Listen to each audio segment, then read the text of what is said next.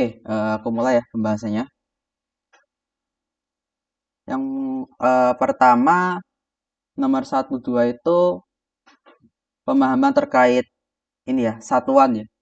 Jadi, yang membedakan fisika dengan matematika itu kan kalau di fisika kita ada satuan ya. Jadi kita nggak bisa sembarangan bilang kalau di matematika ya satu sama dengan satu kan ya. Tapi kalau di fisika kita nggak bisa bilang 1 kilogram sama dengan 1 meter karena satuannya berbeda. Jadi ketika kita eh, nomor sa- nomor satu dulu ya. Jadi ketika kita ini permisalan aja ya, menulis suatu persamaan ataupun rumus. Misalkan di sini kita nulis persamaan eh, ini aja ya, GLB ya. Jadi kan jarak atau apa ya, X lah. Itu kan sama dengan kecepatan kali waktu ya. Nah, kalau di fisika kita menulis persamaan seperti ini, kita harus pastikan satuan di ruas kiri dan di ruas kanan itu sama ya. Berarti kalau di ruas kiri ini panjang itu meter, maka hasilnya yang di ruas kanan juga harus meter ya. Nggak boleh beda satuan. Karena ya secara fisis atau makna fisiknya tidak nyambung ya nanti kalau yang kiri meter, yang kanan kok kilogram atau detik. Nah, kemudian bagaimana kalau misalkan nih kita buat percobaan ya. Misalkan kita mengukur katakan eh, massa atau massa air ya. Misalkan kita punya 1 liter air, kita ukur massanya itu kan kita ketemu 1 kilo ya. Lalu ketika kita nimbang 2 liter air itu 2 kilo, 3 liter air itu 3 kilo dan seterusnya. Nah, maka kita kan kalau secara angkanya ya, itu kan sebenarnya kan eh, liternya kan sama, volumenya kan sama dengan massanya ya, atau massanya itu kan katakan sebanding dengan volume ya. Jadi ketika massanya itu volumenya 1 liter, massanya kan 1 kilogram. Tapi sekali lagi kita nggak boleh nulis M sama dengan V ya. Nggak boleh karena satuannya beda. Nah, kalau di fisika, cara mengakali ini bisa kita kalikan dengan konstanta pembanding. Katakan, misalkan kita sebut K gini ya, K kali V. Nah, konstanta K itu ada supaya satuannya cocok ya. Jadi kalau di sini itu massa itu kilogram, kalau di sini itu volume itu katakan liter ya. Nah, maka konstanta K ini harus punya satuan kilogram per liter ya. Sehingga kalau K dikalikan V, hasilnya adalah kilogram. Kalau untuk nilainya K itu bisa berapapun ya. Bisa satu, bisa dua, atau berapapun. Tapi yang penting eh, yang perlu diperhatikan adalah satuannya. Nah, nanti lebih lanjut lagi, K-nya itu adalah massa jenis ya. Jadi M sama dengan rho kali V. Jadi seperti itu konsep satuan di fisika. Nah, penerapannya ada di soal nomor satu ya. Jadi di sini kita bisa mencari ya kira-kira bagaimana periode rotasi dari planet, oh maaf, periode rotasi dari satelit ya. Sebenarnya periode revolusi ya. Periode revolusi planet, satelit yang mengorbit planet ya. Katakan bulan ataupun satelit apapun yang kita luncurkan. Nah, kalau kita ingin mencari rumusnya periodenya, sebenarnya kan kita perlu hitung nanti kalau udah belajar tentang gaya gravitasi dan sebagainya, kita hitung pakai itu. Tapi di sini yang ditekankan adalah tentang satuannya ya. Jadi kita bisa cari rumusnya tanpa perlu eh, pakai gravitasi, lalu gaya dan sebagainya. Caranya yang pertama kita lihat satuan-satuan dari besaran yang terlibat di soal. Yang pertama adalah periode ya. Jadi kita satuan dari besaran-besaran yang dipakai di soal.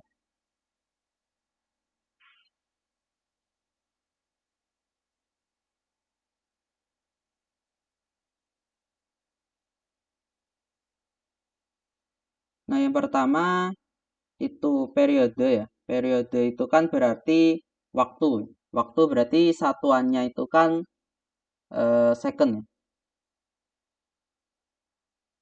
Nah, kemudian selanjutnya adalah yang mudah dulu massa ya, M. Nah, ini kan satuannya adalah, ini jangan sama dengan ya. Jadi itu aja. Nah, ini sama dengan, ini satuannya kilogram kalau massa. Lalu jari-jari ya, atau radius, itu kan panjang. R itu kan berarti meter. Selanjutnya, nah yang agak ribet itu konstanta gravitasi. Itu diberikan ya satuannya di bawah, yaitu meter pangkat 3 per kilogram second kuadrat. Nah, atau kalau kita naikkan ke atas semua eksponennya, ini titik 2, baru sama dengan M pangkat 3 kilogram pangkat min 1 second pangkat min 2.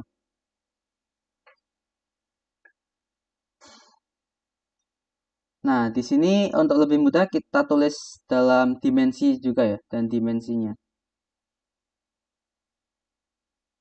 Untuk dimensi dari ini, periode itu kan second. Second itu kan berarti T gini ya, T. Kalau kilogram itu kan M ya. Lalu kalau panjang itu kan L. Nah, yang di sini berarti panjang pangkat 3 ya, L pangkat 3. Lalu M pangkat min 1 dan T pangkat min 2. Nah, seperti ini ya. Jadi kita uraikan dulu besaran-besaran yang dibahas di soal itu apa aja, cari satuan dan kemudian nanti dimensinya. Selanjutnya kita tuliskan persamaan umum ya. Kita tuliskan persamaan umumnya.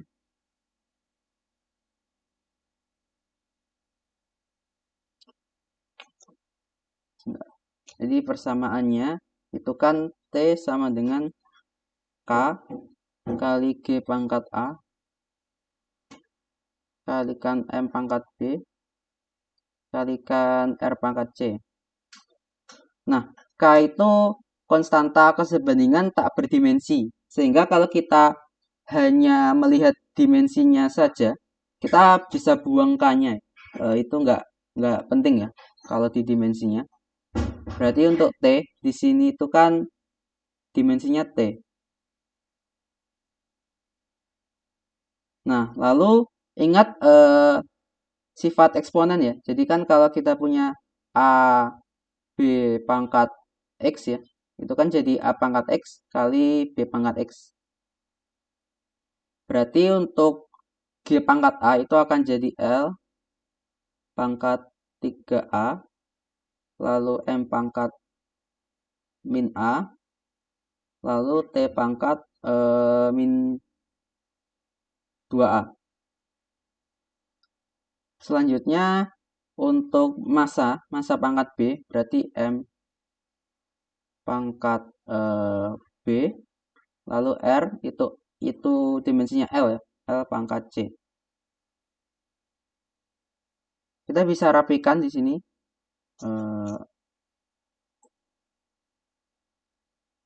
Kumpulkan dimensi yang sama ya. Di sini kan T. Lalu pertama kita bisa kumpulkan L-nya ya, L.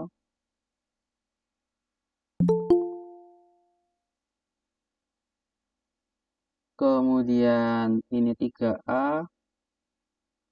Ini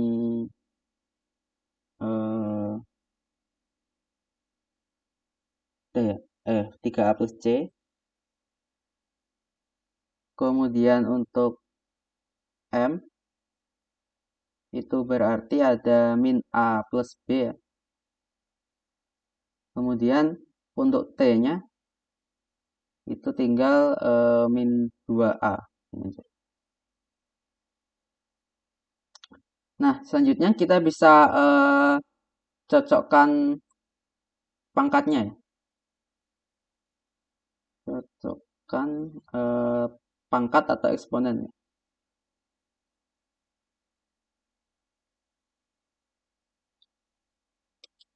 Jadi kita lihat dulu T ya. T di ruas kiri itu kan pangkat 1. Nah, seperti yang aku sudah jelasin tadi ya, kalau di ruas kiri itu T pangkat 1 ya otomatis ruas kanan harus pangkat 1 juga ya. Berarti kita punya 1 sama dengan min 2A. Nah, itu yang pertama. Yang kedua, bagaimana dengan L ya? L di ruas kiri kan tidak ada. Nah, tidak ada itu bisa kita anggap 0 ya. Karena L pangkat 0 itu kan 1. Berapapun bilangan kalau pangkat 0 itu kan hasilnya 1 ya. Berarti di sini 0 sama dengan 3A plus C. Selanjutnya adalah M. M di sini juga 0 ya. Jadi 0 sama dengan min A plus B. Nah, selanjutnya tinggal selesaikan saja. Ini 3 persamaan, 3 variabel ya. Jadi bisa. Dan mudah ya ini. Yang pertama itu kan otomatis A-nya sama dengan min setengah. Nah, karena A-nya min setengah, di sini kan karena B min A itu sama dengan 0, otomatis B sama dengan A. Jadi B sama dengan min setengah. Sedangkan dari sini C sama dengan min 3A. Atau A-nya itu min setengah, berarti C-nya sama dengan 3/2. Berarti sudah selesai ya. Kita sudah menyelesaikan soalnya. Karena yang ditanya hanya berapa A, berapa B, berapa C-nya. Jadi ini A-nya, ini C-nya, ini B-nya. Atau kalau mau ditulis lagi ya, kita ingin tahu ekspresi dari atau persamaan untuk periode periode orbitnya, berarti kan kita bisa tulis eh, T itu sama dengan K kalikan G pangkat A, G pangkat min setengah, kalikan M pangkat min setengah, kalikan R pangkat min 3/2. Atau ini bisa kita sederhanakan jadi K. Nah, pangkat setengah itu kan akar ya, akar ini ya, akar. Berarti karena semua punya akar, semua ada di dalam akar ya. Maaf, ini C-nya positif. Nah, yang pangkat minus itu kan sama aja, berarti jadi seper ya. Karena G pangkat min 1 itu kan sama aja seper G. Berarti kalau kita tulis ini sama dengan R pangkat 3 per GM. Nah, ini untuk rumus periode orbitnya ya. Bagaimana K-nya? Gimana cara mencari K? Nah, kalau mencari K itu ya mau tidak mau kita harus hitung pakai gaya dan gravitasi ya. Karena kalau pakai dimensi seperti ini, kita nggak akan bisa mencari K-nya. Kalau kita hanya dikasih informasi yang seperti di soal ini saja. Nanti kalau di gravitasi ya, kalau nggak salah K-nya ini nanti kalau kalian coba analisis akan sama dengan 2pi ya. Jadi nanti rumus lengkapnya T itu 2pi akar R pangkat 3 per GM. Nah, itu yang nomor 1. Kalau ada pertanyaan silakan langsung tanyakan. Kak, saya mau izin bertanya, Kak. Ya, siapa? Saya Gavin, saya izin mau bertanya. Iya. Saya masih belum mengerti tadi yang Kak, kenapa nggak ada itunya Kak, nggak ada dimensinya? Oke. Kenapa K tidak ada dimensi ya? Nah, sebenarnya gini ya. Di situ kan di soal ada keterangan dengan K merupakan konstanta kesebandingan tak berdimensi. Nah, asalnya dari mana? Jadi kan seandainya kita cuma analisis dimensi, kita hanya ketemu seperti ini ya. Kita hanya ketemu T itu sama dengan akar R pangkat 3 per GM. Tapi nanti ketika ada dua pilihan ya. Yang pertama, kita bisa hitung pakai cara aslinya, cara gravitasi, atau misalkan nih, kita melakukan pengamatan nih. Jadi kita amati suatu, misalkan ini pakai M matahari ya, lalu R-nya itu jari-jari planet dari matahari. Nah, kita coba hitung ini untuk katakan Merkurius ya. Nah, ternyata hasilnya itu tidak sama dengan ini ya. Tidak sama persis dengan ini. Tapi misalkan jadi ini misalkan aja ya. Misalkan jadi 2 kali lipatnya ini. Nah, kita coba lagi misalkan hitung untuk periodenya katakan Venus ya. Kita hitung pakai rumus ini. Ternyata yang benar itu kalau 2 kalinya ini juga. Kita coba ulangi di bumi. Ketika kita hitung pakai rumus ini. Ternyata yang benar kalau kita kalikan 2 juga.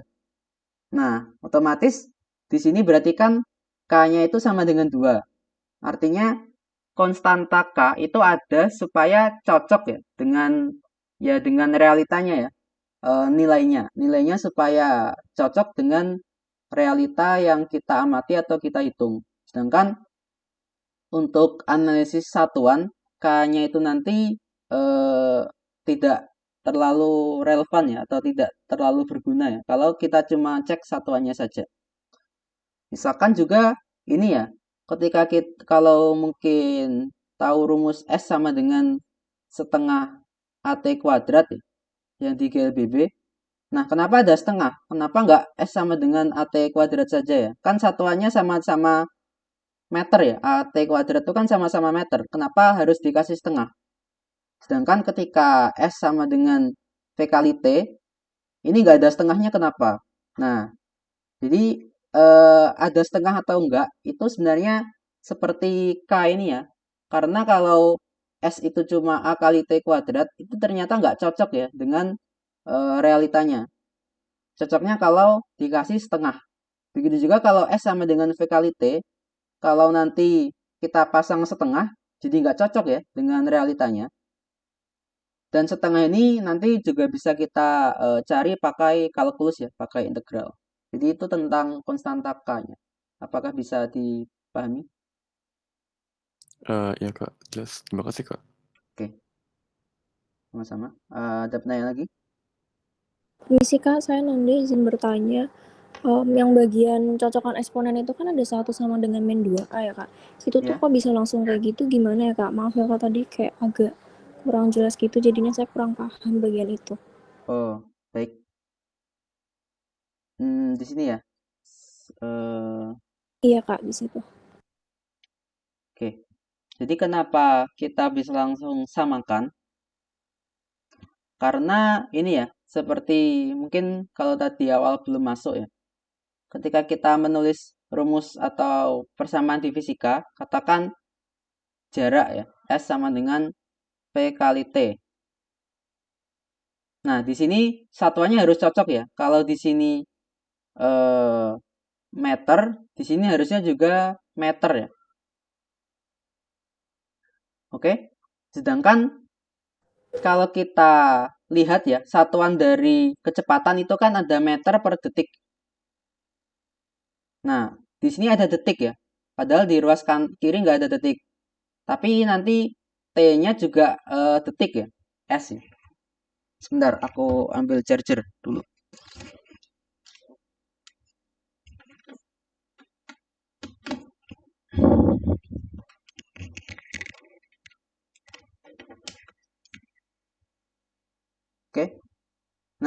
di sini kan sebenarnya kalau kita hitung V kali T itu sama dengan ini langsung satuan aja ya, nggak usah dimensi. Meter second pangkat min 1 dikalikan T itu second ya, second pangkat 1. Nah, di sini kan sama dengan meter kalikan second pangkat 0. Nah, kalau kita cek ruas kirinya itu kan juga meter. Meter, lalu sebenarnya kan kita bisa tulis juga second pangkat 0 ya, karena second pangkat 0 itu kan 1.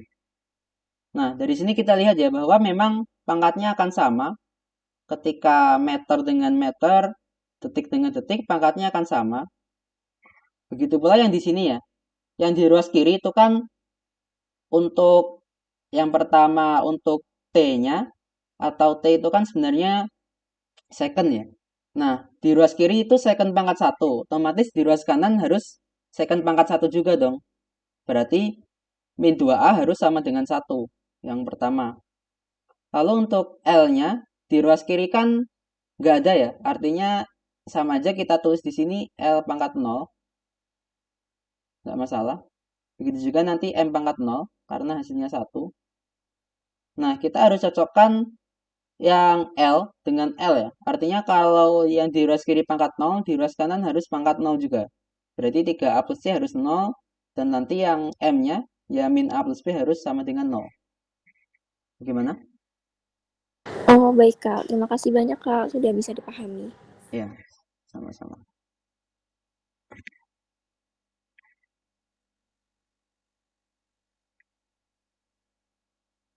Oke, kalau tidak ada pertanyaan, lanjut ke nomor 2 ya. Nah, nomor 2 ini ya gampang saja ya, karena di nomor 1 tadi sudah tahu konsep tentang satuan. Berarti yang nomor 2 tinggal melanjutkan saja. Nah, yang pertama kita suruh nyari mana ekspresi yang merupakan keliling. Nah, keliling itu kan berarti satuannya harusnya meter ya, atau satuan panjang ya, karena keliling itu kan sama aja panjang. Nah, dari ketiga ekspresi yang ada di soal, berarti kan yang menghasilkan satuan panjang itu yang kedua ya, yang 2pi kali R1 plus R2. Berarti di sini yang kedua itu adalah keliling. Lalu yang selanjutnya ditanyakan volume. Volume itu kan harusnya pangkat 3 ya, atau panjang pangkat 3. Nah, yang hasilnya panjang pangkat 3 atau meter kubik ya, itu kan yang bersama atau ekspresi yang ketiga ya. Karena H itu kan meter, lalu R kuadrat ataupun R kali R itu juga meter kuadrat. Berarti nanti kita ketemu meternya pangkat 3. Berarti yang ketiga ini merupakan volume ya.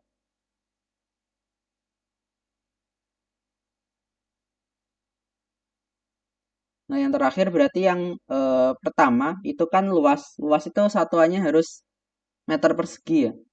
Ya, persamaan 1 itu kan R dikalikan di situ kalau H pangkat H kuadrat tapi pangkat setengah. Berarti kan nanti jadi pangkat 1 ya. Otomatis nanti jadi meter kali meter atau meter persegi. Berarti yang pertama ini merupakan luas. Jadi itu saja yang nomor 2. Tidak sulit ya. Sekarang nomor 3.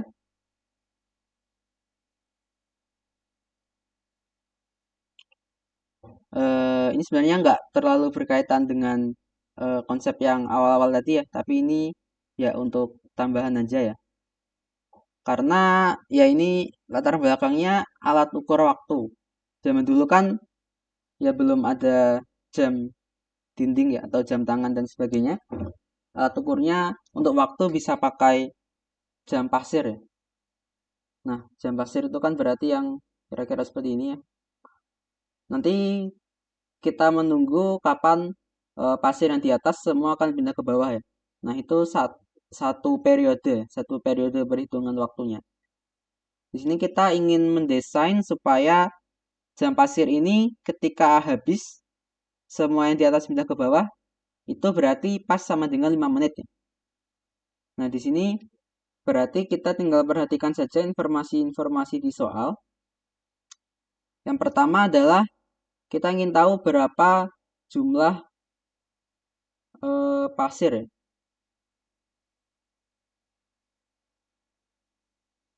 Nah, di situ kan kapasitasnya 0,5 liter, lalu hanya 50% yang diisi oleh pasir ya. Berarti jumlah pasir itu sama dengan setengah kalikan 5 liter ya. Dibagi, nah kapasitas itu kan berarti volume ya. Sedangkan di sini ada jari-jari butiran pasir. Nah, anggap aja pasirnya itu bola, berarti nanti di sini kalau ada di sini kan 2,5 liter pasir ya, sedangkan 1 butir pasir itu volumenya ini 4/3 PR pangkat 3. Nah, kalau kita bagi 2 ini kan sama aja jumlah pasirnya ya, yang ada di dalam jam pasir tersebut. Nah, di sini berarti yang ditekankan itu terkait konversi satuan ya. Berarti di sini kan sama dengan 2,5 liter dibagi dikali 4/3 pi kali 0,3 pangkat 3. Tapi ini masih milimeter kubik ya. Nah, di sini ada beberapa opsi ya. Kalau mau opsi yang satuan internasional, berarti kan jadikan meter kubik. Nah, yang perlu diingat, liter itu sama aja desimeter kubik ya.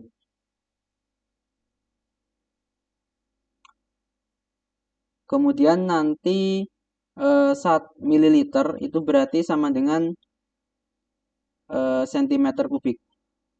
Nah, nanti kiloliter sama dengan meter kubik. Jadi konversi liter itu diingat-ingat ya. Cukup sering dipakai. Berarti di sini 2,5 liter. Nah, 1 liter itu berarti mau nanya itu ya. 5 liter atau 0,5 liter ya? Oh, sorry. Soalnya Ya, aku salah baca. 0,5 liter ya. Berarti ini 0,25. Oh ya, untuk komanya aku kebiasaan pakai titik ya. Jadi kalau titik itu sebenarnya kalau di bahasa Indonesia dibilang koma. Tapi di buku-buku luar biasanya pakai titik ya untuk desimal. Nah, di sini kita konversi saja 0,25 dikalikan 1 liter. Itu kan berarti 10 pangkat min 3 meter. Nah, 10 pangkat min 3 ini meter kubik. Lalu di sini 4/3 pi kalikan 0,3 pangkat 3 ya. Nah, milimeter kubik berarti, nah bawahnya ini kan milimeter kubik ya. Dia untuk jadi meter kubik harus naik 3 ya. 3 step ya. 1, 2, 3. Nah, berarti 10 pangkat 3. Tapi karena ini kubik, berarti harus dipangkatkan 3 lagi. Berarti naiknya adalah 10 pangkat 9. Atau 1 meter kubik itu sama aja 10 pangkat 9 mm kubik. Berarti kalau kita balik konversinya, jadi pangkat minus ya. 10 pangkat minus 9 meter kubik. Nah, di sini kalau kita lihat satuan, nggak bersatuan ya. Nah, karena ini meter kubik hilang. Berarti kalau bicara jumlah, di fisika itu memang tidak dikasih satuan ya. Jadi, katakan jumlah partikel di kimia itu, ataupun ini jumlah pasir, itu mereka tidak ada satuannya ya. Jadi tidak perlu bingung ini satuannya apa, karena memang jumlah itu tidak ada satuan. Tapi kalau dalam bahasa sehari-hari ya tinggal pakai butir ataupun ekor ataupun buah. Nah, sisanya ini tinggal kalkulator saja ya. Ini kalau dihitung hasilnya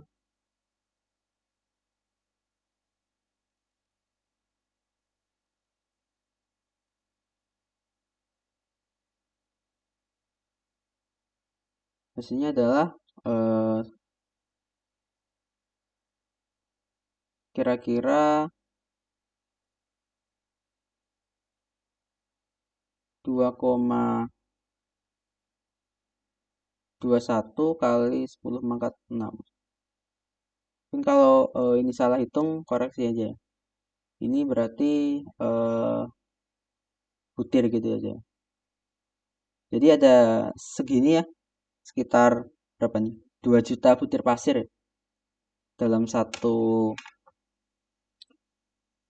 jam itu, jam pasir. Nah, sekarang berapa jumlah butir pasir yang harus jatuh tiap detik supaya waktu pengukuran 5 menit?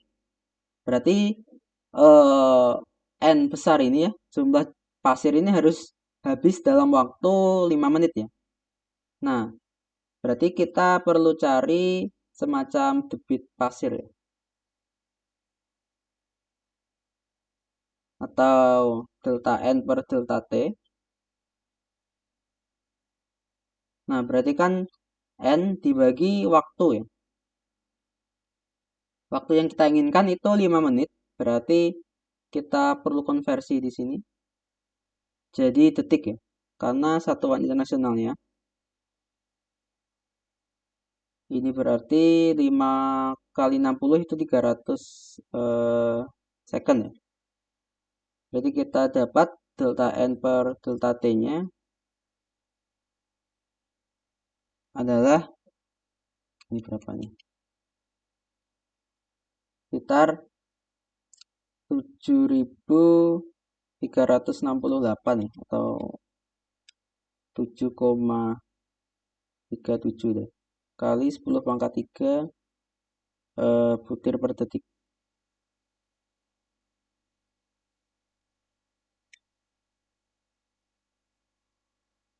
Ya, jadi ini aja ya. Ini sebenarnya lebih ke soal konversi satuan. Karena kalau cuma ditanyakan 5 menit berapa detik, terus 1 liter berapa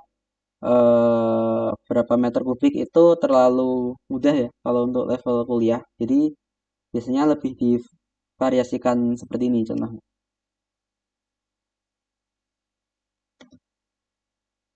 Oke, itu nomor Kak, 3 izin tanya, Kak. ya.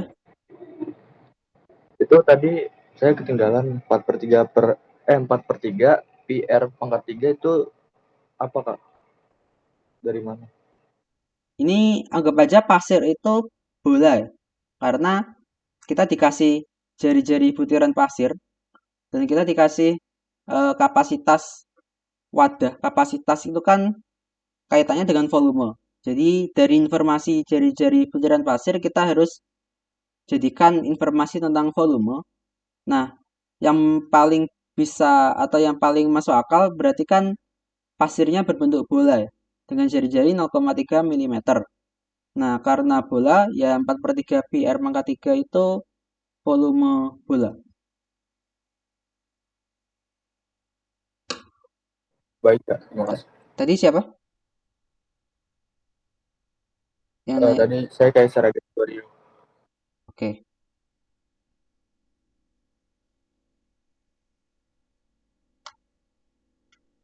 Ya, itu saja nomor 3. Nah, nomor 4 ini konversi satuan juga ya. Jadi bisa dicoba aja sendiri ya. Sini konversi dari tahun menjadi detik ya. Nah, ini besar ya angkanya. Nanti pakai saja ya 1 tahun berarti 365 hari atau 365,25 juga bisa. Lalu 1 hari itu bisa 24 jam, 24 jam itu 3.600 detik. Nanti tinggal dikalikan saja. Lalu itu ada konversi volume juga tadi sudah. Dan kalau menit ya sama aja ya dengan detik, nanti tinggal dibagi 60. Karena 60 detik itu 1 menit. Nah, baru nomor 5, mungkin ini jangka sorong ini kayaknya dari SMP udah ada ya sih itu. Ini review saja ya.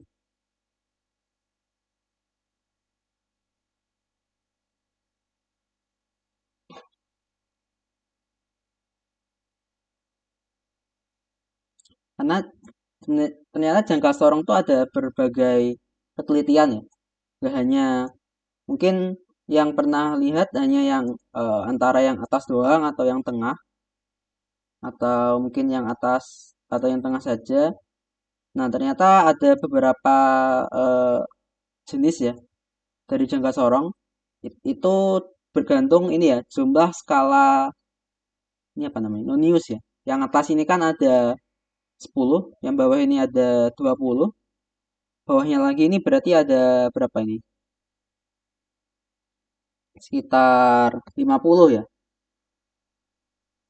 Ya, sekitar 50.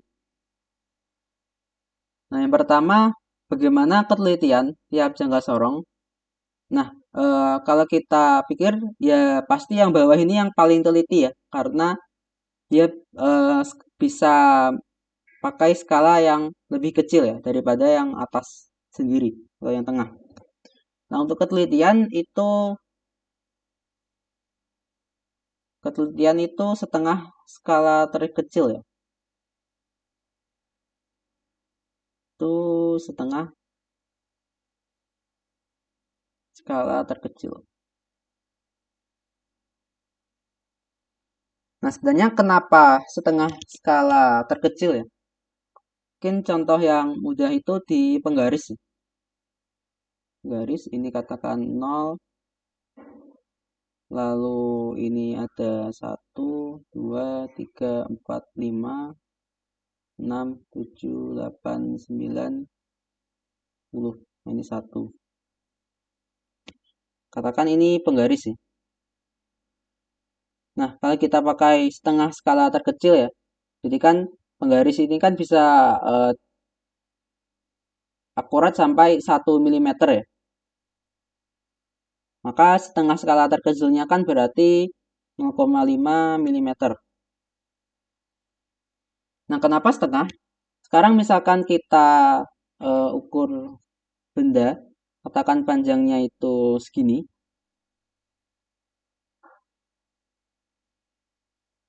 Segini ya bendanya.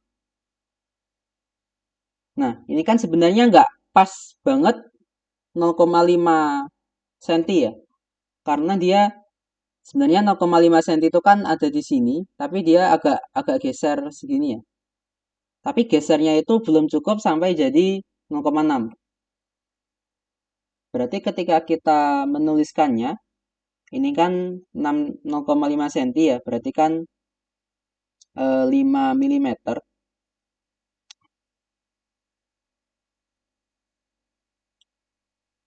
Nah, 5 mm ini kan kira-kira kalau ini aku zoom ya, biar jelas.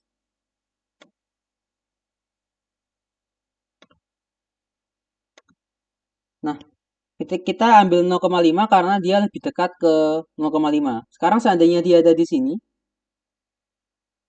dia panjangnya sekarang segini.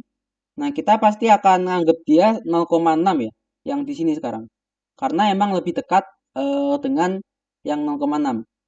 Nah, bagaimana batasnya? Kapan kita bilang lebih dekat ataupun lebih jauh?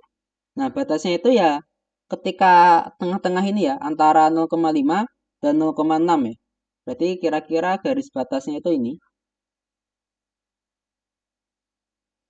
Kalau dia antara 5 dan garis biru ini, kita akan tetap anggap dia 5 mm ya. Tapi kalau dia sudah melewati garis biru, nah kita akan anggap ya 6 mm ya. Kalau mengukur menggariskan begitu. Berarti ketika kita menyatakan ini 5 mm, sebenarnya kan 5 mm ini nggak benar-benar pas ya. Tapi dia ada kelebihan sekitar segini. Nah, kelebihan yang di sini kita nggak tahu, tapi kita yakin bahwa dia itu nggak akan lebih dari setengah ataupun kurang dari setengah. Karena kalau lebih dari setengahnya ini, kita akan masukkan dia ke 6 mm. Sedangkan kalau kurang dari setengahnya yang di sini, kita akan masukkan dia jadi 4 mm. Berarti ketika kita menulisnya 5 mm, dia plus minus 0,5 mm ya. Artinya perhitungan kita ini tidak pas 5 mm, tapi kita yakin bahwa perhitungan kita menghasilkan nilai antara 5,5 mm sampai 4,5 mm. Jadi nilai asli yang terukur itu antara ini, tapi kita nggak pasti tahu berapa nilainya ya, karena ketelitian alat kita terbatas. Nah, makanya di sini asal dari setengah ya. Kenapa di sini pakai setengah skala terkecil? Bisa dipahami?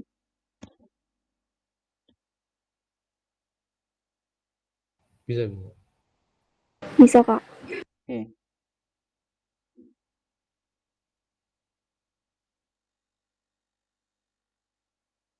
Berarti di sini tinggal hitung saja ya. Untuk yang pertama, itu berarti kan setengah dikalikan. Nah, ini kan berarti sini ke sini itu kan 1 mm ya. Kalau di jangka sorong. Berarti 1 mm di sini dibagi 10 skala ya. Ada 1, 2, 3, 4, 5, 6, 7, 8, 9, 10. Berarti 0,1 dibagi 10, 0,1 mm. Nah, ini berarti 0,05 mm. Nah, yang kedua, yang ketiga itu sudah dikasih di alatnya ya. Jadi kita nggak perlu ngitung. Di sini kan skala terkecilnya 0,5 mm ya. Karena ya sekarang 1 mm dibagi 20 skala ya. Jadi 1 per 20 itu 0,05. Ini berarti 0,025 mm. Lalu yang ini setengah kalikan 0,02. Berarti 0,01 mm.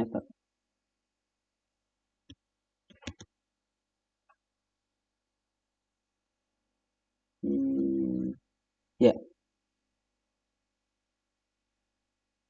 Ini 0,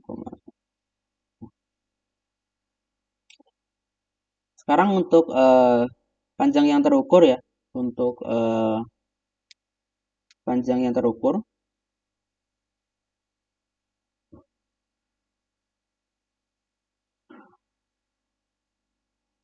Yang pertama, berarti kan skala utamanya ini kan 42 ya. Yang di sini ini 42 di sini 40. Ini 42. Lalu yang berdempet di sini berarti kan yang paling mendekati ini ya. Itu berarti 7. Berarti ya ini 42,7 mm. Tapi mungkin lebih aman kalau kita kasih ketelitian ya. 0,05 mm. Nah, satuannya jumlah desimalnya disamakan ya. Untuk formalitasnya. 42,70 plus minus 0,05 mm. Itu untuk angka penting aja ya, karena kalau menjumlahkan desimal itu kan jumlah bilangan desimalnya harus sama ya. Kalau yang kedua, berarti di sini pakai ini ya, ini 5 ya. Ini 5. Lalu yang berdempet ini berarti paling mendekati itu mana ya? Ini ya.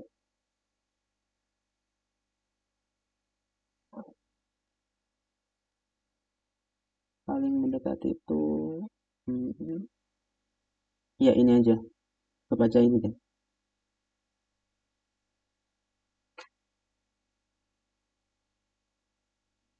Oke. Ini 5. Berarti sekarang ini 5 koma. Nah, ini kan berarti 1, 2, 3, 4, 5, 6, 7 ya. Ini 5,35 mm. Ini plus minus 0,025 mm. Berarti menjadi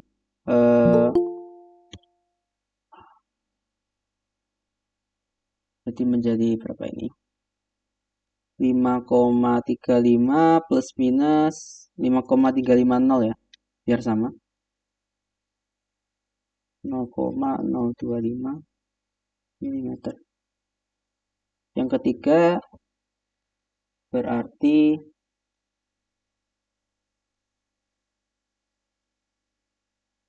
ini kan 3 berapa ini? 36, 37 ya. Lalu yang paling berdempet di sini berarti kira-kira ini ya.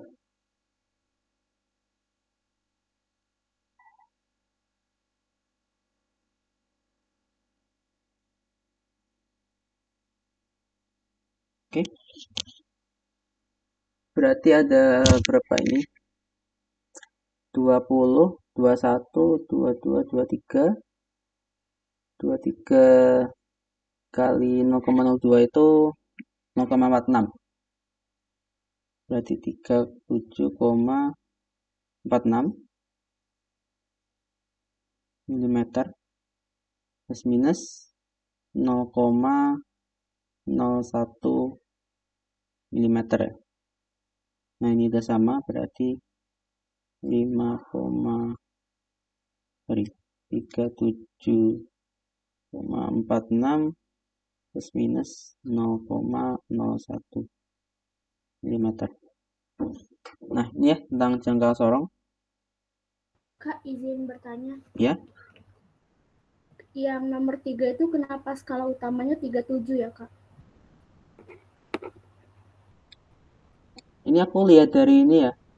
Ini kan 4 doang ya. Bukan 40 ya tadi. Berarti 3,7 di sini. Nah, 3,5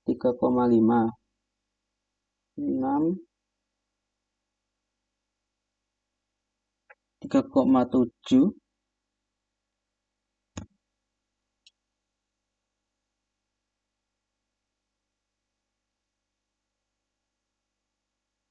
daring ada berapa? 1, 2, 3, 4, 5 5 dikali 10 itu 50. Oh ya ya ya.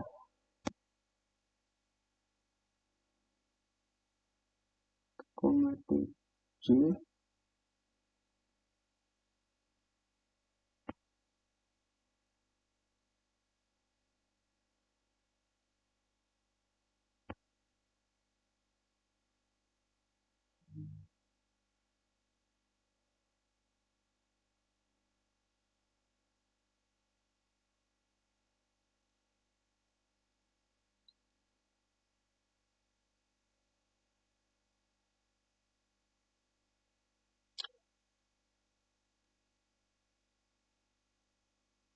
Oh ini ya, kalau menurutku itu bacanya 37 karena sini ke sini itu kan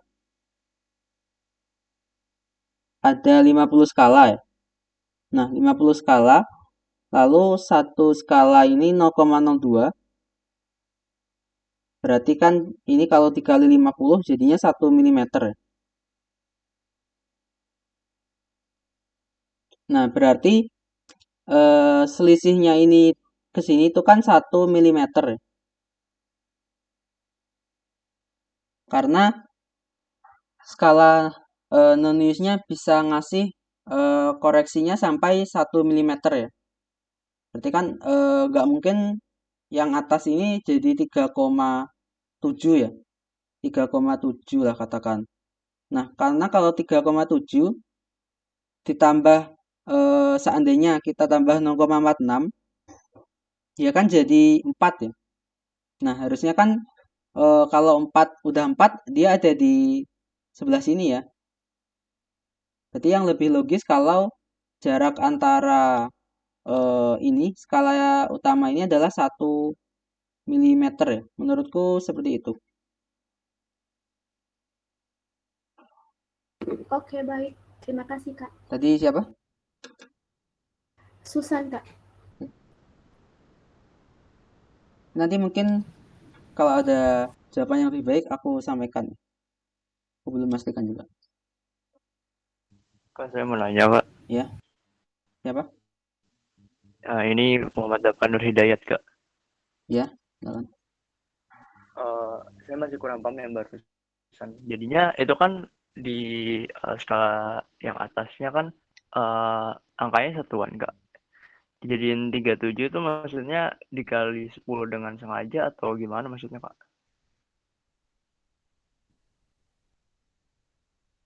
Oke. Ini belum benar-benar fix ya. Cuma ini pendapatku seperti ini. Jadi kan tadi kalau kita baca 5, 6, 7 kemungkinan ya maksudnya awalnya kan 3,7 ya. Nah, aku tadi juga gitu. Tapi yang aku agak ragu itu karena di sini ya di penunjuk Noniusnya ya kan menunjukkan seandainya yang berdempet itu ada di mana ya? Ada di sini lah. Nah, itu kan setara kalau kita kalikan 0,02 di sini setara 0,98 ya. Nah, kalau kita pakai 3,7 kita jumlah dengan 0,98 jadinya 4, hampir 4,7 kan ya. Nah kan 4,7 nanti hasilnya harusnya ada di sebelah sini ya. Jadi kan kurang logis. Tapi seandainya aku pakai itu maksudnya 37. Nah kalau 37, kalau aku tambah 0,98 ya, kan jadi 37,98.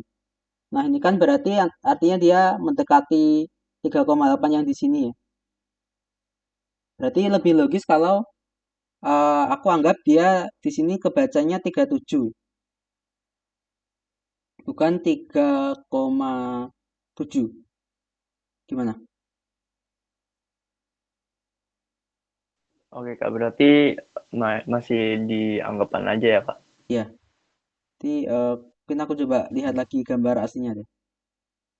Oke, makasih, Kak. Ya, sama-sama. Kak, izin bertanya. Ya. Untuk nomor 2 yang panjang terukur itu, menurut penglihatan saya kayak, enggak Kak, nomor 2 yang tadi. Oh ya. Itu 5-nya itu sejajar juga Kak. Gimana tuh Kak? 5. Ini ya. Berarti ya, emang kalau sudah urusan sejajar ini masalah mata ya. Nah, harusnya kalau alatnya itu bekerja dengan benar, itu kita pilih yang paling sejajar ya. Berarti dari antara ini, mungkin ini, dan ini kan sudah enggak ya? Ini juga udah enggak. Nah, kira-kira yang paling sejajar yang mana ya? Antara ini dengan ini. Antara 3,5, ini kayaknya enggak sejajar ya, kelihatan. Ini juga kurang sejajar ya. Nah, tadi kalau kenapa nggak pilih 5, kita bandingkan antara ini dan ini yang lebih sejajar yang mana ya? Kalau aku lihat sih yang 3,5 ini sih gimana? Yang lain. Apakah melihatnya 5 yang lebih sejajar? Kalau dari saya Kalau ya saya sendiri juga. Satu-satu deh. Oh iya Kak. Kalau saya melihatnya lebih ke 5-nya Kak, yang sejajar. Kelimanya ya.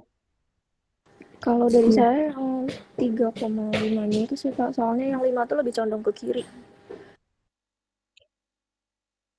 Nah, jadi memang itu kalau alatnya itu bekerja dengan baik harusnya kita pilih yang paling sejajar ya. Tapi kalau sudah dengan gambar ini dan bisa diperdebatkan ya. Katakan di sini tadi yang lebih sejajar 3,5 atau 5 itu nanti mungkin bisa ditanyakan aja ya ke yang buat soal atau nanti kalau ujian bisa tanya ke dosennya mungkin. Karena ya ini kan hanya masalah visual aja ya. Karena kita lihat gambar jadi mungkin nggak benar-benar jelas ya. Kita kan nggak tahu ini sudut pengambilan kameranya dari mana, apakah benar-benar di atas sejajar gitu atau enggak. Jadi bisa saja ada semacam apa ya, paralaks ya, karena arah fotonya juga. Jadi yang aslinya sejajar jadi kurang sejajar bisa jadi ya, karena ini hanya foto. Jadi sekali lagi itu, kalau ada dua yang dirasa sejajar, sama-sama sejajar, harusnya nggak mungkin ya. Tapi nanti itu biasanya perkara foto aja, silakan ditanyakan aja nanti kalau yang buat soal. Oke, terima kasih Kak. Iya, sama-sama.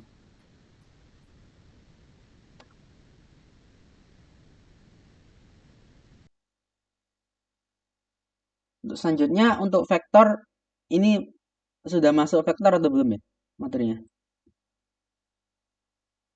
Sudah Kak. Sudah, Sudah. Kak.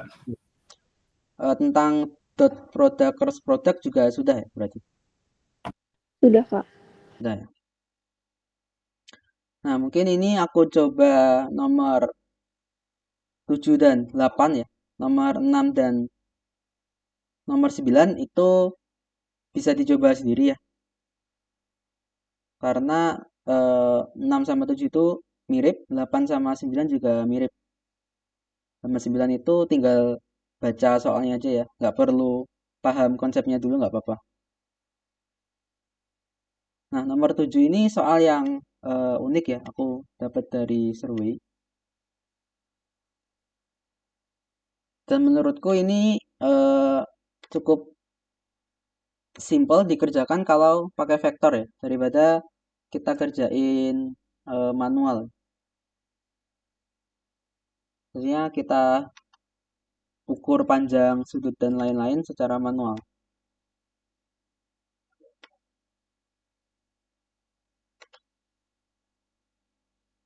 Nah, ini nanti semacam penjumlahan vektor ya jadinya. Jadi di sini mana ya? Mulailah berjalan dari pohon A ya. Berarti kita mulai yang pertama itu kita ke A dulu.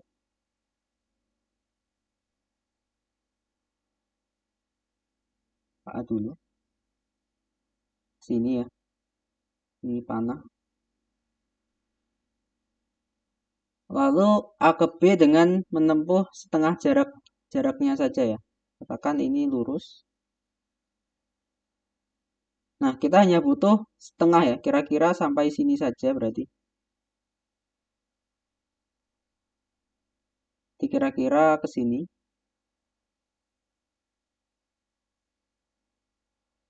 Anggap aja lurus ya.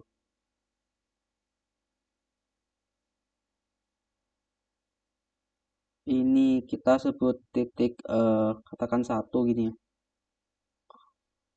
Lalu dari titik ini kita udah nemu setengah, kita berjalan menuju arah C ya. Arah C itu kan berarti arah yang ini. Arah yang ini. Arah C itu kan ini. Nah, tapi kita hanya menempuh kira-kira sepertiga ya. Jadi kalau kita bagi sepertiga, kira-kira sampai sini lah. Nah, berarti sekarang ke sini.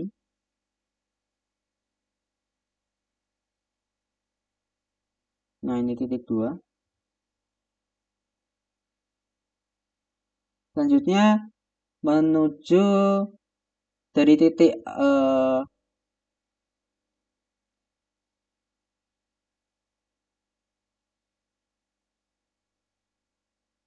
ini dari titik awal dan pohon C ya harusnya soalnya itu. Jadi sepertiga jarak antara titik awal dan pohon C maksudnya ya. Itu salah ketik. Nah, selanjutnya berjalan dari titik kita berhenti ini, titik 2 ke arah pohon D. Jadi kira-kira ke sini.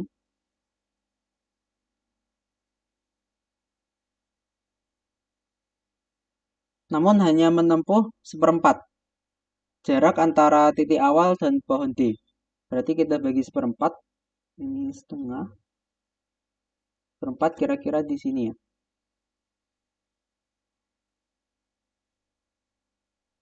Nah, di sini.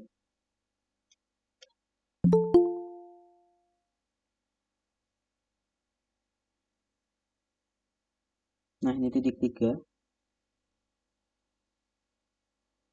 Yang terakhir, 1/5 dari titik awal kita berhenti sementara ini dan pohon E.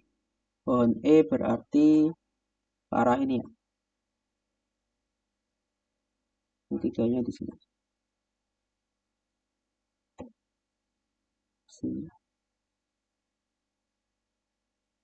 Nah, kita tempuh 1/5 ya. 1/5 itu kira-kira 1.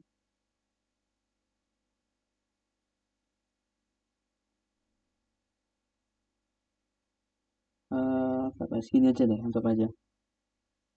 Gak perlu terlalu berat.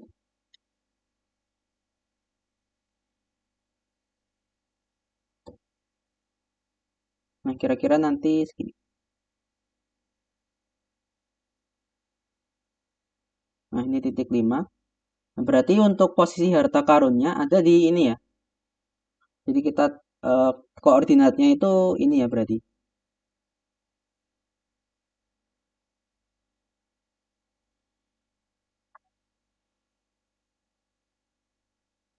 Nah, kalau kita lihat dari sifat penjumlahan vektor, ini kan berarti sebenarnya ini katakan vektor X ya. Ini vektor A. Ini vektor, katakan vektor 1. Jangan deh. A kecil, B kecil, ini C kecil, ini D kecil. Nah, kalau kita lihat operasi vektornya kan sebenarnya X itu sama dengan A besar plus A kecil, B kecil, C kecil, tambah D kecil ya, jumlahkan semua. Karena ini sifat penjumlahan vektor ya kan, kalau kita punya ini ke sini, dijumlah ini ke sini, ini ke sini, jumlah ini ke sini, lalu dijumlah ini ke sini. Nah, hasil akhirnya kan sama aja kita tarik pangkal yang pertama dengan ujung terakhir ya. Nah, ini hasil penjumlahan 3 vektornya.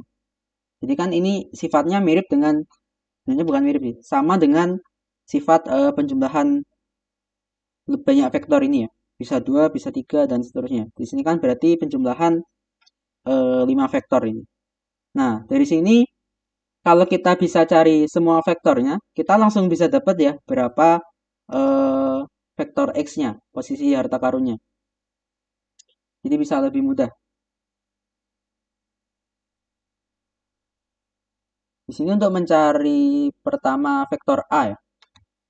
Vektor A ini tidak perlu dicari ya, karena di soal sudah ada. Vektor A itu kan merupakan vektor yang ditarik dari titik pusat koordinat menuju titik A. Berarti kan titik A itu yang sama dengan 30, min 20 ya. Berarti yang A, kita cari dulu vektor-vektornya ya. Yang pertama vektor A itu, nah dia sumbu X-nya 30, jadi 30I, lalu sumbu Y-nya min 20 ya, min 20 C. Nah ini satuannya sementara nggak aku tulis ya, tapi sudah tahu ya bahwa ini nanti semua dalam meter. Untuk mempersingkat aja. Nah, bagaimana vektor A kecil ya?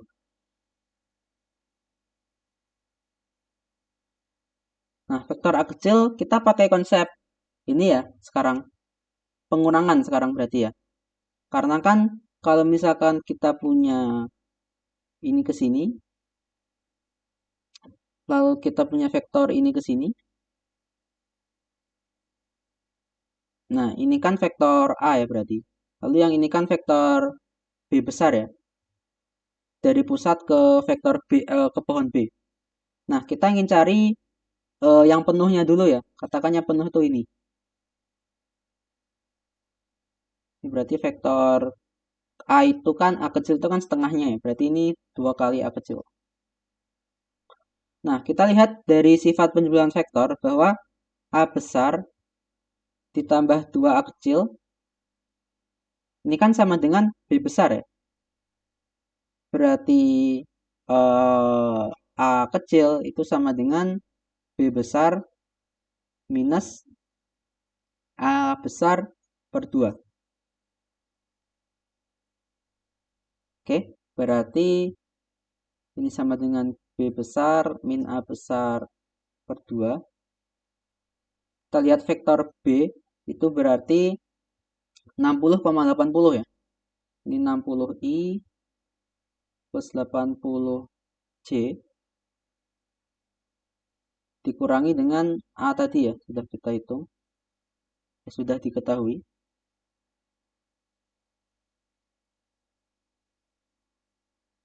Nah, ini sama dengan berapa ini? 30I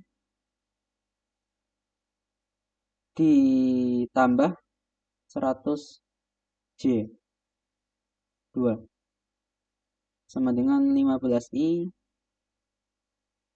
plus 50J. Selanjutnya untuk vektor B kecil. Nah, vektor B kecil itu kan berarti dia sama aja ini ya. C besar dikurangi A kecil per 3. Kenapa? Karena ya kalau kita bayangkan C besar itu kan dari sini ke sini ya. Sorry, ini ke sini. Lalu untuk A itu kan berarti dia sudah vektor yang ini ya. Ini ke sini.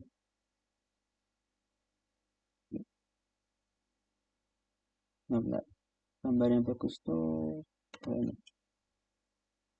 Nah, yang C ini kan berarti ini.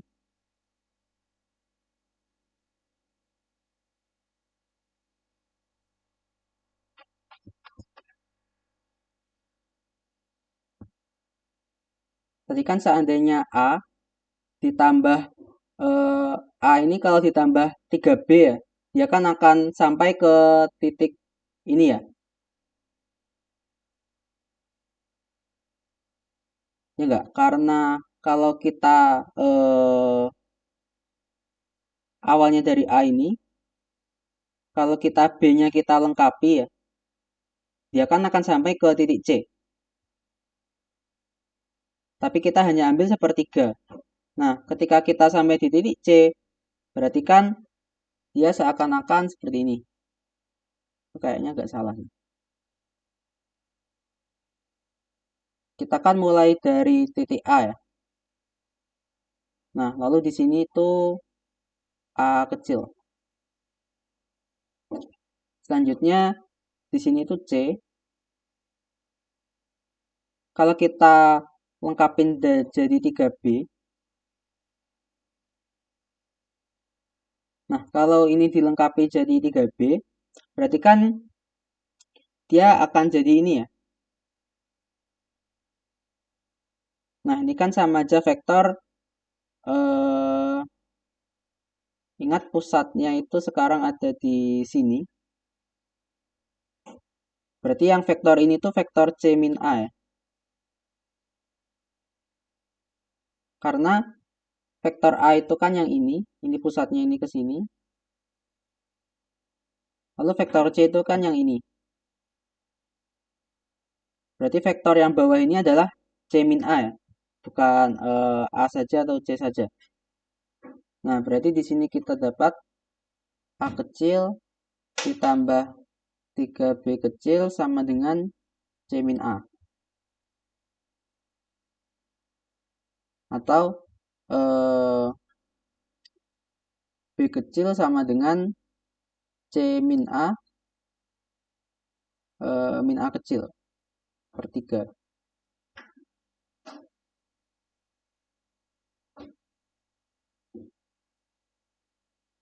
Oke, berarti ini. Nah, kira-kira paham nggak kenapa B kecil ini jadi bentuknya seperti ini?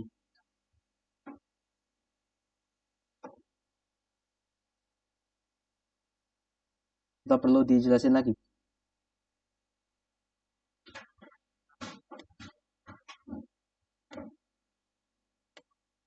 Kak, saya mau nanya, Kak. Ya. Saya Muhammad Depan Hidayat. Berarti kalau misalnya saya masih nanya, Kak, berarti buat nentuin jarak suatu titik, misalkan A ke B, itu berarti vektor B-nya dikurang vektor A, Kak? Iya, bisa seperti itu. Sebenarnya bukan jarak sih, vektor. Oh ya, oke, Kak. Oke. Kamu nanya dulu Kak, itu tadi kenapa 30-20 Kak? Yang A, kenapa nggak 3 dan 2? 3,2 maksudnya. Di soal itu 30 meter, min 20 meter ya untuk yang A-nya. Jadi memang di soal pakai puluhan. Ya boleh sih pakai satuan, nggak terlalu mengaruh. 3, min 2 juga boleh. Oke, gitu. Masih Kak. Oke. Nah, ini untuk perhitungannya aku skip dulu ya, karena bisa dihitung sendiri ya ini. C min A itu bisa, A kecilnya juga sudah ada. Nanti tinggal dibagi 3. Selanjutnya, bagaimana kita mencari C kecil? Nah, kita gambar lagi vektornya.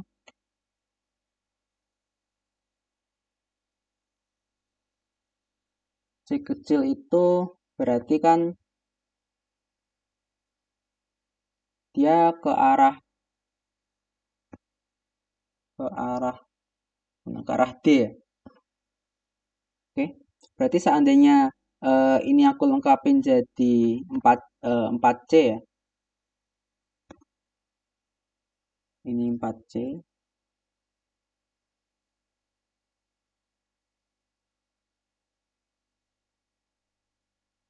Nah, dia kan akan sampai di titik D ya, berarti ujungnya. Lalu ini pusat koordinatnya katakan di sini.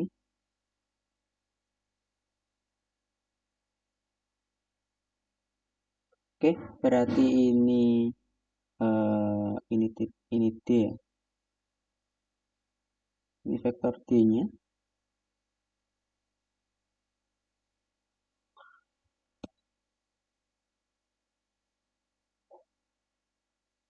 Nah, ini tuh kan berarti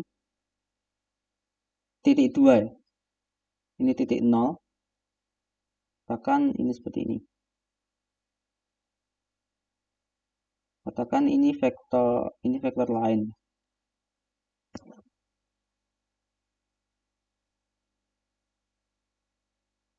Nah, berarti kan di sini kalau kita ini vektor 2, nah ini kita harus cari ya. Kalau cara nyarinya, bentar. Cara nyari vektor 2 ini kan berarti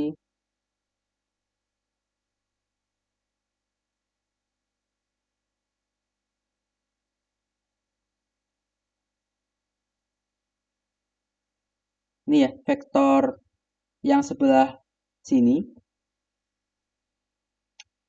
Sebelah sini kan berarti ini. Yang pertama, kita gerak ke sini. Ini vektor A. Lalu ditambah vektor A kecil. Lalu ditambah vektor B kecil. Nah, kalau itu semua dijumlah, hasilnya kan vektor yang ini ya. Vektor yang mau kita cari.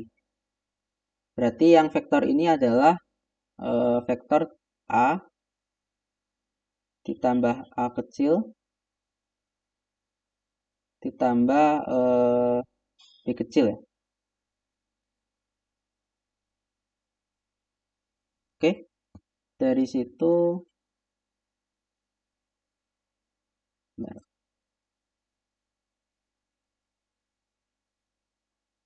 jadi ini A tambah A kecil tambah B kecil.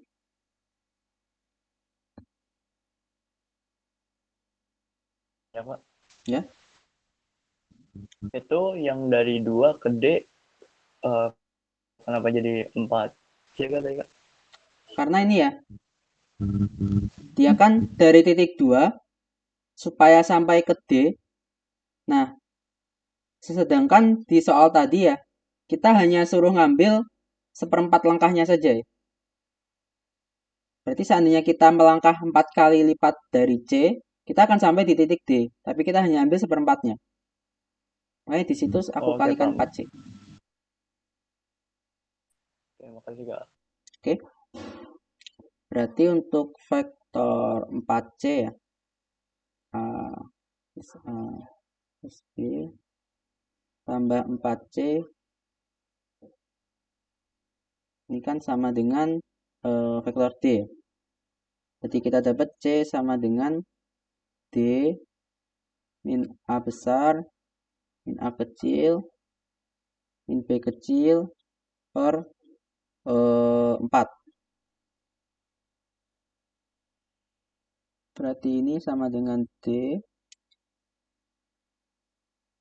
C kecil.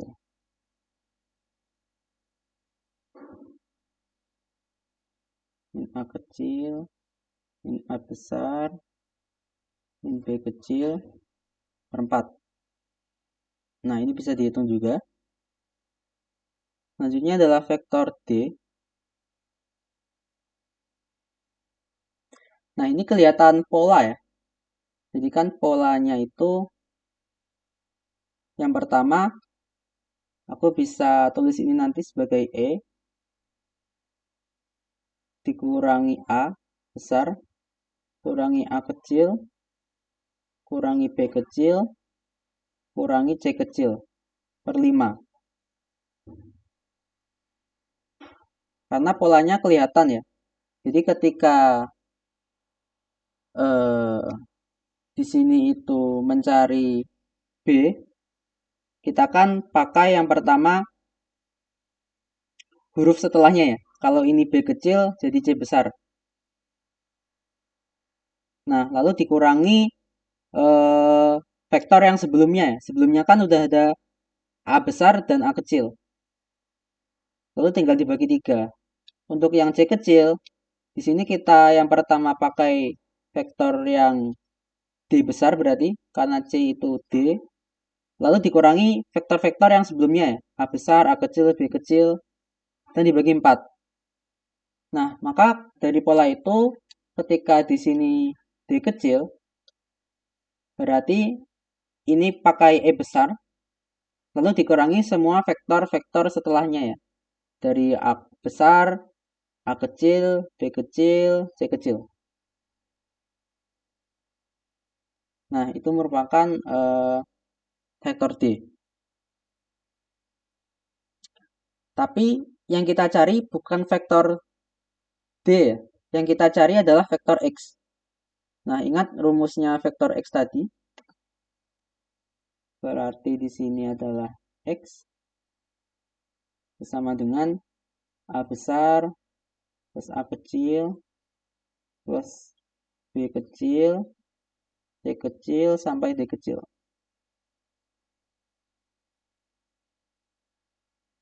Nah, ini silahkan masukkan aja ya nanti X ini sama dengan A kecilnya kan sudah dihitung. A kecil, A besar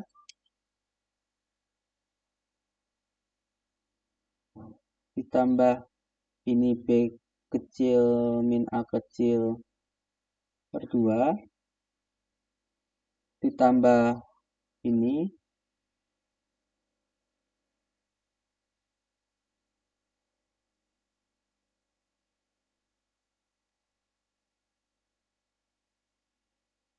atau ini bisa dihitung aja ya.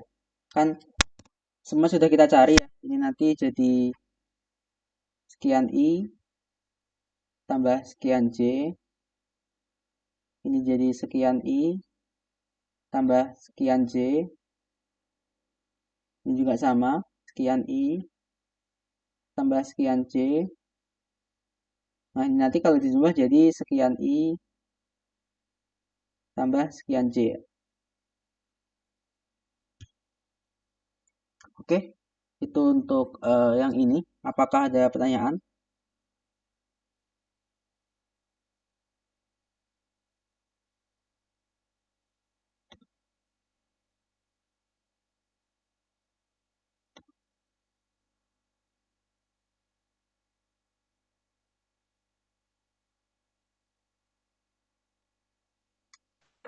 Kak mau nanya Kak. Ya, siapa? Tadi boleh lihat gak? Ini Muhammad Davan Hidayat lagi Kak. Ya, Tadi boleh lihat yang vektor yang terakhir nggak? Yang di paling bawah. di bawah. Ini.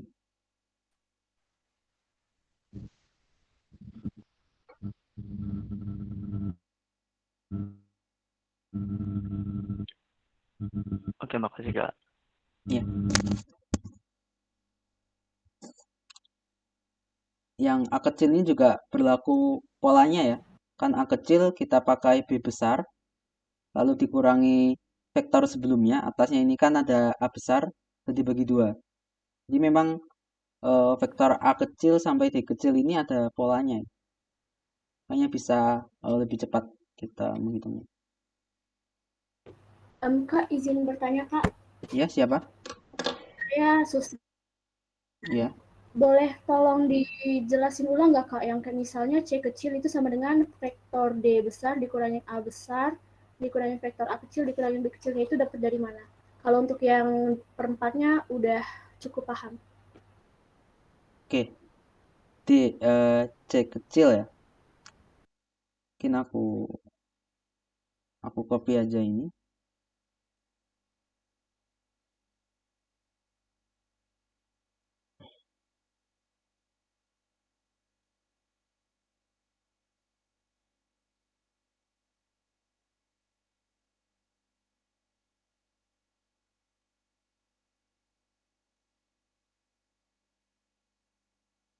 Ya, bagaimana kita mencari vektor C kecil ya?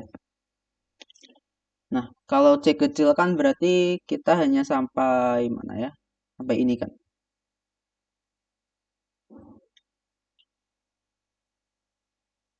C kecil itu kan ini. Nah, bagaimana kita mencari vektor C kecil ini? Kita bisa pakai bantuan vektor ini ya.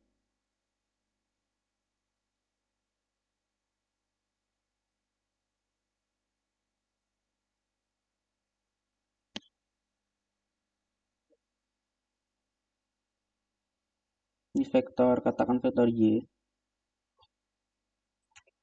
Ini kira-kira sampai jam 11 saja ya, biar nggak terlalu lama. Nanti untuk sisa soalnya, mungkin aku buatin video penjelasannya aja deh. Nah, itu vektor. Sorry. Tentunya bukan vektor Y yang itu, tapi yang ini. Ini kan C.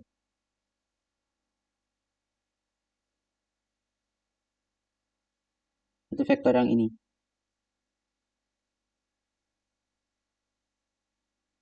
Ini vektor Y lah.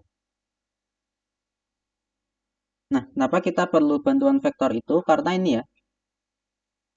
Kalau kita lihat ini. Nah, kalau C-nya kita kalikan 4, otomatis kan kita akan sampai di titik D ya. Kenapa? Karena ya tadi di perintahnya bilang ambil 1/4 langkahnya saja ya. Sebelum sampai ke D. Berarti kalau kita nggak ambil 1/4-nya, kita ambil semua langkahnya, kita akan sampai ke D.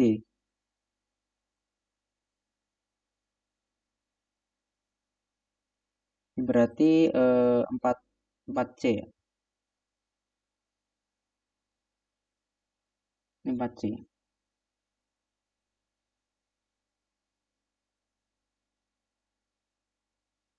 Nah, sekarang kita bisa lihat vektor ini ya.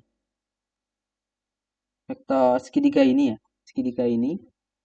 Ini dari titik pusat 0. Lalu ini ada vektor Y. Ini ada vektor 4C. Ini ada vektor dari pusat ke D ya. Berarti vektor D. Nah, perhatikan bahwa Y plus 4C sama dengan vektor D.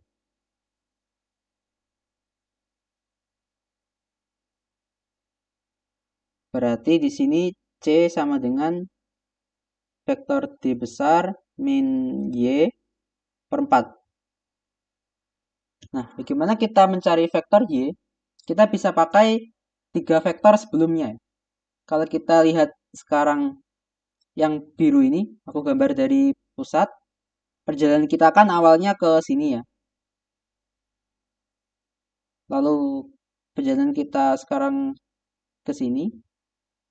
Dari A besar ke titik 1. Lalu perjalanan kita dilanjutkan ke sini ya, ke titik 2.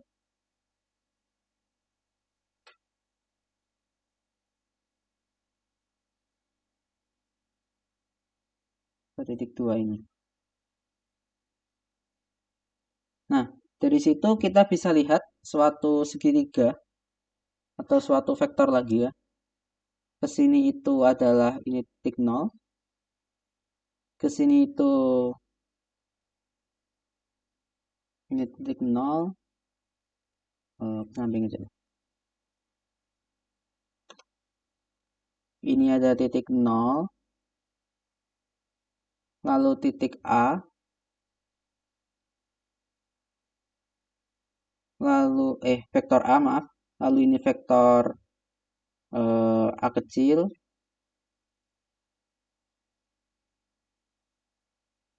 Lalu vektor B kecil. Nah, sedangkan kita punya vektor Y ya.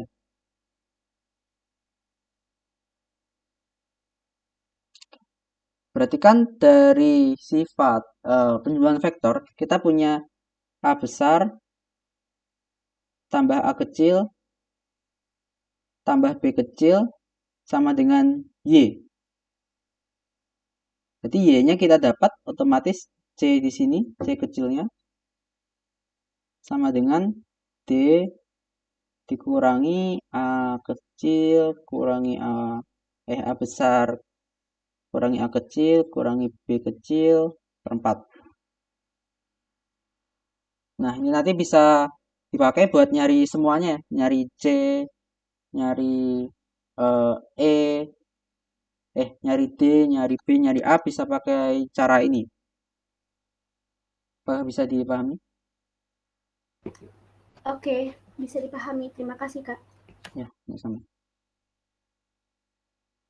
Kalau mau versi yang lebih mudah itu yang nomor 6 ya. Nanti bisa dicoba di nomor 6 itu cuma 2 vektor saja Bapak.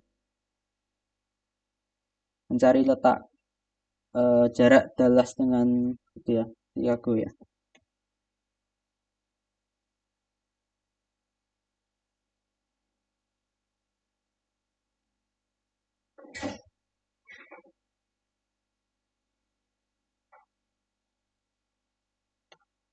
Oke, selanjutnya kalau nggak ada pertanyaan ke nomor 8 ya.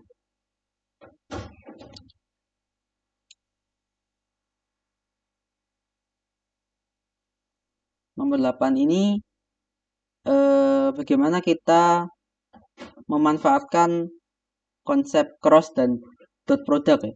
Di fisika nanti akan banyak konsep cross dan dot yang dipakai ya. Ini contohnya di konsep ini nanti tentang dipol magnet ya. Dipol magnet tuh ya seperti magnet-magnet batang itu ya. Kan ada utara selatan. Nah, itu nanti di fisika kita bisa bayangkan yang namanya dipol magnet. Nah,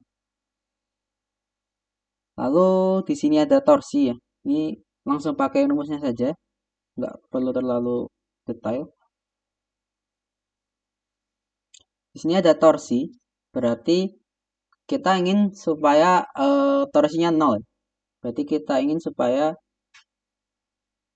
torsi itu sama dengan 0, mu cross B itu sama dengan 0. Nah, untuk melakukan cross product, yang sering aku pakai itu metode Sarus ya, kalau nggak salah namanya.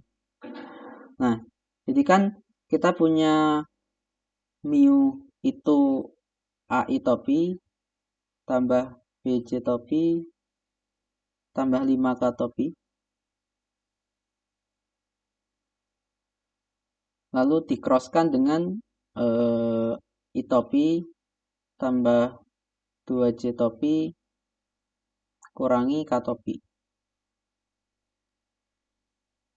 Oke. Berarti nah di sini untuk melakukan cross product supaya lebih sederhana, biasanya aku pakai ini ya, metode Sarus. Yang pertama kita deretkan yang pertama itu IJK-nya ya. Jadi I J K. Nah, lalu yang sebelah kiri itu kan mu ya. Itu kita komponennya kita taruh bawahnya. Kan A. Yang J-nya itu B, yang sini 5. Lalu selanjutnya yang sebelah kanan ya, yang B-nya. Berarti itu 1.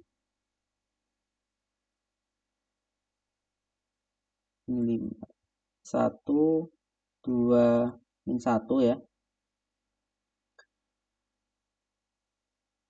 Nah, ini kita ulangi lagi sekarang dengan IJ-nya. Jadi ini diulangi aja, cukup I sama J-nya. Ini A, ini B, ini 1, 2. Nah, setelah kita atur susun seperti ini, kita kalikan ya, menyilang. Yang pertama ini.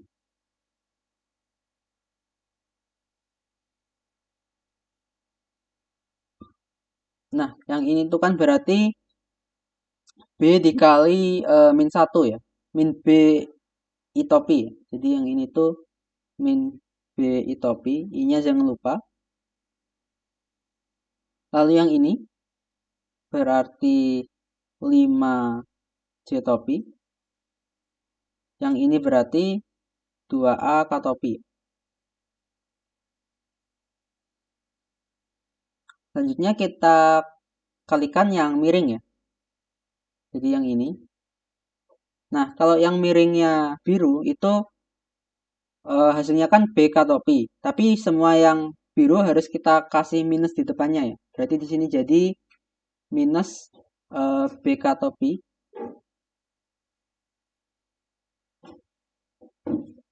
Yang ini juga minus.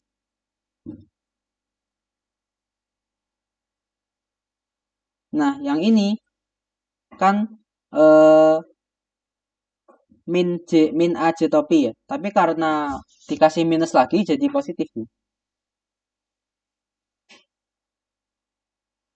Setelah kita kalikan semua, tinggal kita jumlah ya semua ini. Jadi yang ini kan negatif, negatif ini positif. Yang ini positif ya. Sekarang kita jumlahkan semua per komponen. Berarti ini jadi min yang I dulu ya, min B min 10 I topi.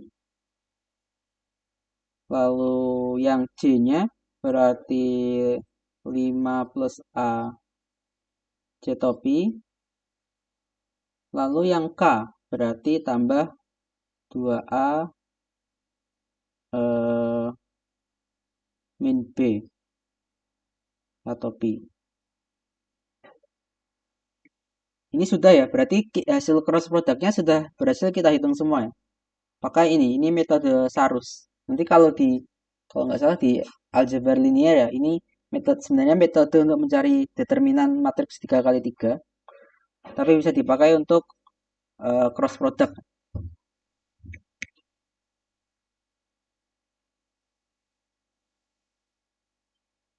Nah, sekarang kita ingin torsinya 0. Berarti di sini kan minus B plus 10 I topi itu harus sama langsung aja ya. Per komponennya harus 0 ya. Jadi tiap komponen harus 0 supaya torsinya 0. Jadi vektor yang 0 itu tiap komponennya 0 ya. Nggak boleh ininya 0 tapi ininya nggak 0. Nah, maka walaupun ini 0 ya. Maka kalau ada satu aja yang nggak 0, dia vektornya nggak 0. Nah, syarat vektor 0 harus semua komponen 0. Berarti di sini tiap komponen ya, kita tinjau tiap komponen harus 0.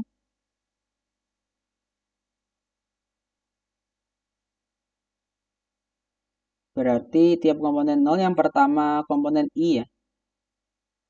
Itu kan min B min 10 sama dengan 0. Berarti kita dapat B sama dengan min 10 ya. Selanjutnya untuk komponen yang J-nya, berarti kan 5 plus A sama dengan 0. Kita dapat di sini A sama dengan min 5. Nah, untuk mengecek saja ya, kita cek yang komponen arah K-nya, berarti kan 2A min B sama dengan 2 kali min 5 dikurangi min 10 ya. Sama aja min 10 ditambah 10 sama dengan 0. Nah, ini kan berarti sudah tepat ya. Kalau A dan B-nya memenuhi yang min 10 sama min 5, nanti kita bisa lihat bahwa otomatis yang komponen K-nya juga 0 ya. Jadi konsisten. Ya berarti ini ya, sudah kita dapat berapa A dan B-nya supaya torsinya 0. Ini B-nya, ini A-nya.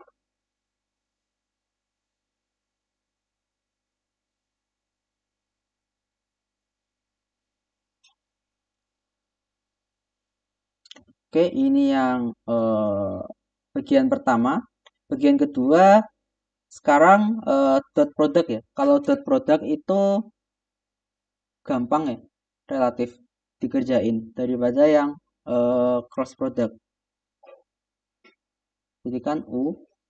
Nah, ingat kalau dot product itu hasilnya besaran skalar ya. Di sini energi itu nanti ketika belajar energi itu merupakan besaran skalar. Dia hanya punya nilai ya, nggak ada arah. Nah, kan kalau torsi nanti kalau belajar torsi, memang torsi itu adalah besaran vektor. Berarti U sama dengan minus mu dot B. Kita hitung aja. Di sini kan mu-nya berarti kan sudah tahu ya, A-nya berapa, B-nya berapa. A-nya itu min 5I topi dikurangi 10 J topi tambah 5 K topi didotkan dengan I topi plus 2 J topi minus K topi.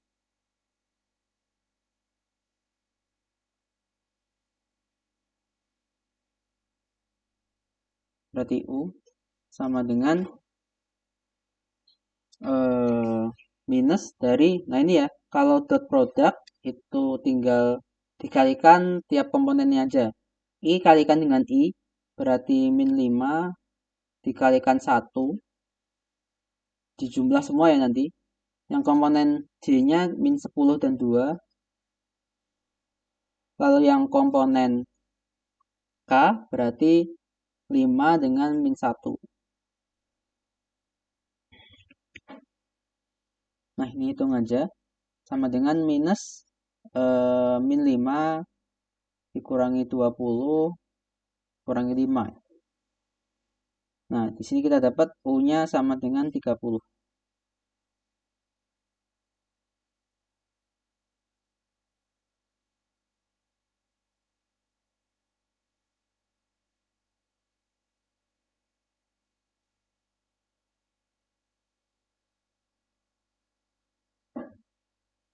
Nah, di sini kalau nanti cross product itu sama dengan 0, jadi mereka vektor yang sejajar ya. Artinya antara mu dan B itu arahnya sama persis. Walaupun panjangnya nggak sama. Katakan ini B-nya, ini mu-nya. Nah, bagaimana untuk mengecek arah? Untuk nanti ini tambahan aja ya. Untuk mengecek arah, kita bisa cek vektor satuan ya, atau unit vektornya, yaitu mu topi ya. Nah, definisi mu topi itu mu per besar mu ya.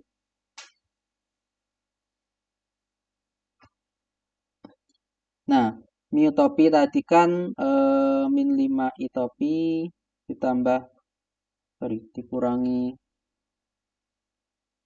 10 J topi ditambah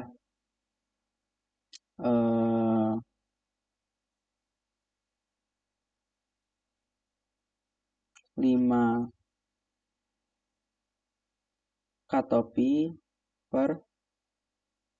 Nah, untuk besarnya mu berarti kan tinggal tiap komponen kita kuadratkan ya. Akar dari 5 kuadrat ditambah 10 kuadrat ditambah 5 kuadrat. Untuk mempermudah, kita bisa bagi 5. Berarti yang atas itu dibagi 5 semua. Jadi min I topi kurangi 2 J topi tambah K topi per. Nah, yang bawah itu karena dia dibagi 5 ya. Otomatis 5 kuadrat dibagi 5 kuadrat ya. Nanti dijumlah dengan 10 kuadrat dibagi 5 kuadrat dan 5 kuadrat per 5 kuadrat. Nah, ini nanti akan jadi 1 ditambah 4 ditambah 1. Itu sama dengan akar 6 ya. Ini sama dengan akar 6. Nanti cek juga ya. Untuk B topi itu sama dengan B per besarnya B. Jadi I topi tambah 2 J topi minus K topi. Ini per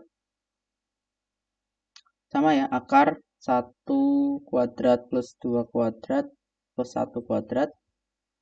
Nah, ini hasilnya adalah I topi plus 2 J topi min K topi per akar 6.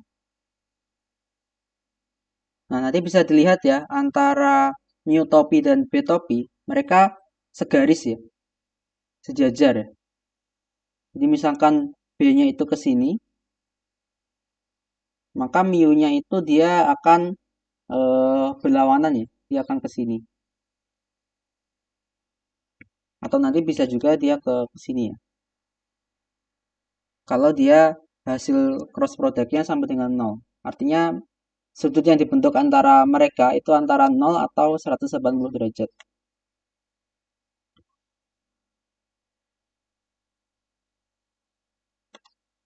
Oke, mungkin ini dulu pembahasan hari ini. Untuk yang soal tentang kinematika satu dimensi, sudah dapat materinya belum?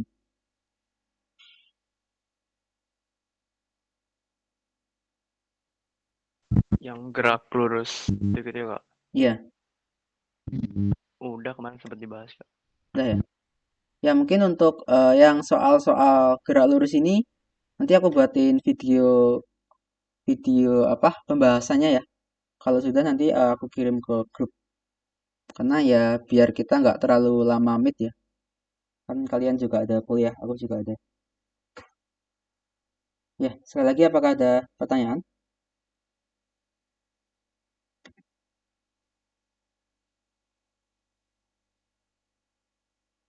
Jadi itu yang itu mu satuan kan kayak Kak sebutnya? Iya, vektor satuan atau unit vektor. Iya. Itu jadi buat jawaban nomor 8 itu yang mana aja?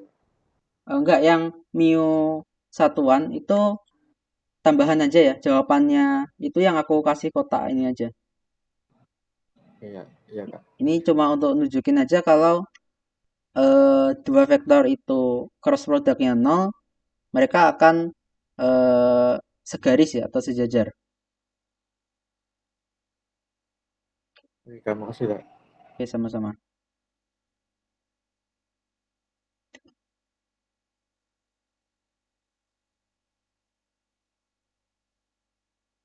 Oke, kalau sudah tidak ada pertanyaan, mari kita akhiri dengan berdoa ya.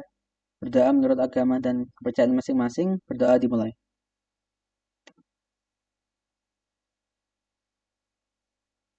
Oke, berdoa selesai.